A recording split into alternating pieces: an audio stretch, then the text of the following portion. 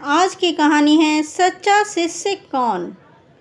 कई बार हम जानबूझकर किसी के बहकावे में आकर गलत काम कर देते हैं, जिसका पछतावा हमें बाद में होता है। आज इस बहुमूल्य कहानी से हम जानेंगे कि जीवन में गलत काम को करने से कैसे बचें, क्योंकि आज जो हम करते हैं उसी का परिणाम हमें भविष्य में देखने को मिलता है। और यह आपने अपने आसपास के जीवन में भी देखा होगा कि कोई व्यक्ति गलत काम करता है तो उसका नतीजा भी गलत ही होता है। सच्चा शिष्य कौन? नारायण पंडित अपने समय के विद्वानों में सबसे अधिक विद्वान और पूजनीय थे। नगर के बाहर जंगल में उन्होंने अपना आश्रम बना रखा था, जिसमें दूर दूर से विद्यार्थी पढ़ने आते थे। पंडित जी के आश्रम में किसी प्रकार का भेदभाव या ऊंच नीच नहीं होती थी। राजा का बेटा हो या रंग का, सभी को समान रूप से शिक्षा दीक्षा दी जाती थी। पंडित जी की एक ही पुत्री थी जो तेजी से युवावस्था की ओर बढ़ रही थी। पंडित जी चाहते थे कि जल्दी से जल्दी योग्य वर ढूंढकर उसका विवाह कर दें और इस फर्ज से मुक्त हो जाएं। उनकी बेटी बड़ी सुशील और बुद्धिमान थी। पंडित जी ऐसा ही नेक और बुद्धिमान युवक उसके लिए ढूंढना चाहते थे। एक दिन नारायण पंडित के मन में विचार आया कि क्यों ना मैं अपने सभी शिष्यों की परीक्षा लूं। इन सब में जो भी सबसे अधिक बुद्धिमान होगा उसी से मैं अपनी बेटी की शादी कर दूंगा। दूसरे दिन पंडित जी ने सभी शिष्यों को बुलाकर कहा, देखो शिष्यों, मैं एक परेशानी में फंस गया हूँ। कैसी परेशानी गुरुजी? धर्मसेन नामक युवक ने पूछा। बात दरअसल ऐसी है कि मेरी बेटी विवाह के योग्य हो गई है और आज तक उसके विवाह के लिए मैंने कुछ भी बचाकर नहीं रखा। अब शीघ्र ही मुझे उसका विवाह करना है, जिसके लिए वस्त्र और आभूषण चाहिए। इसमें चिंता की क्या बात है गुरुजी? एक युवक ने कहा, मेरे पिता नगर सेठ हैं। आपके एक आदेश पर मैं हजारों स्वर्ण मुद्राएं लाकर आपके चरणों में डाल सकता हूँ। नहीं नहीं गुरुजी, आप मुझे आदेश दें। मैं इस राज्य का युवराज हूँ। आपके इशारे पर मैं आपके कदमों में धन का ढेर लगा दूंगा। इस प्रकार बहुत से युवकों ने अपनी सामर्थ्य के अनुसार धन देने की प्रार्थना की, किंतु पंडित जी ने किसी का प्रस्ताव स्वीकार नहीं किया और बोले, नहीं नहीं, इस प्रकार मेरा सारा मान सम्मान धूल में मिल जाएगा। लोग कहेंगे कि नारायण पंडित ने भिक्षा लेकर बेटी के हाथ पीले किए हैं। फिर आप ही कोई रास्ता बताइए गुरुजी कि इस समस्या का समाधान कैसे हो। एक युवराज ने कहा, देखो शिष्यों, हमें कोई ऐसा रास्ता तलाशना है कि सांप भी मर जाए और लाठी भी न टूटे। तुम सभी थोड़ा थोड़ा सामान जहाँ तहाँ से चोरी करके ले आओ, मगर इस बात का ध्यान रहे कि इस चोरी का किसी को पता नहीं चलना चाहिए। अगर दाएं हाथ से चोरी करो तो बाएं हाथ को पता न चले कि क्या चुराया गया है। यह चोरी एकदम गुप्त होनी चाहिए। इस प्रकार तुम्हारे गुरु की लाज बच सकती है।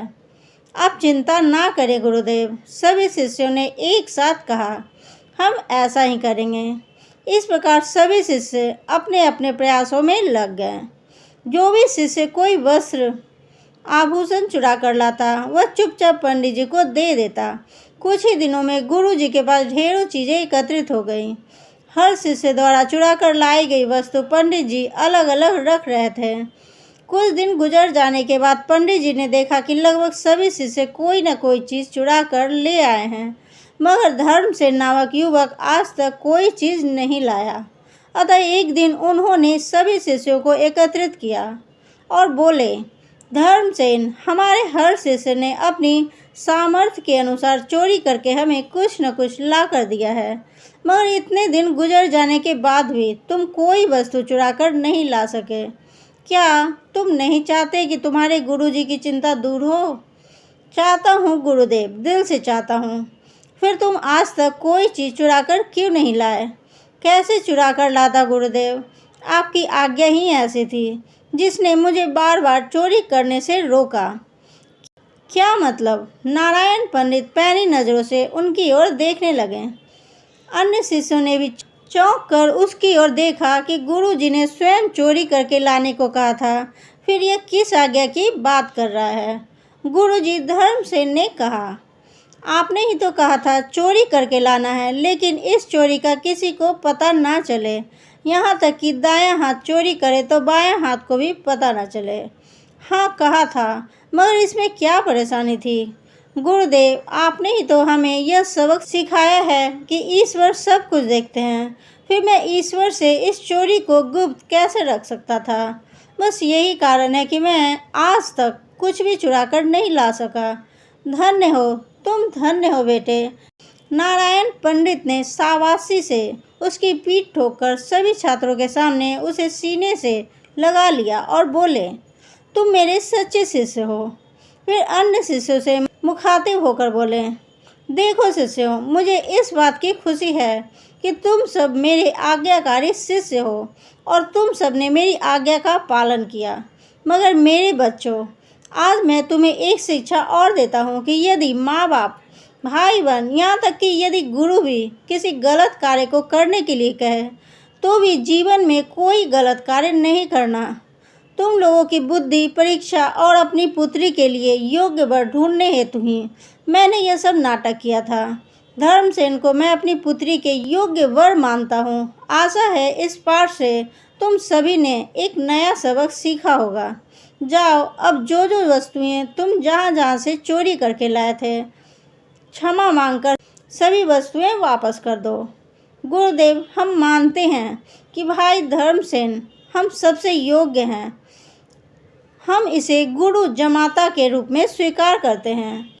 सभी शिष्यों ने एक स्वर में कहा और धर्मसेन को कंधों पर उठाकर खुशी से नाचने लगे। आपको बस ये करना है, चाहे अब कितनी ही मुसीबत में क्यों न पड़ जाओ, गलत का रास्ता कभी मत चुनो। किसी गलत कार्य को मत करो, चाहे आपके मित्र या परिजन ही क्यों न करने को कहे। हमेशा कोशिश करो अच्छाई के पथ पर बढ़ते रहने की। दोस्तों, ये कहानी आपको कैसी लगी कमेंट करना ना भूलें। अच्छी लगी तो इसे लाइक करें, अपने दोस्तों के साथ शेयर करें। ऐसी वीडियो देखने के लिए मेरे चैनल को भी सब्सक्राइब करें। तब तक के लिए थैंक्स फॉर वॉचिंग।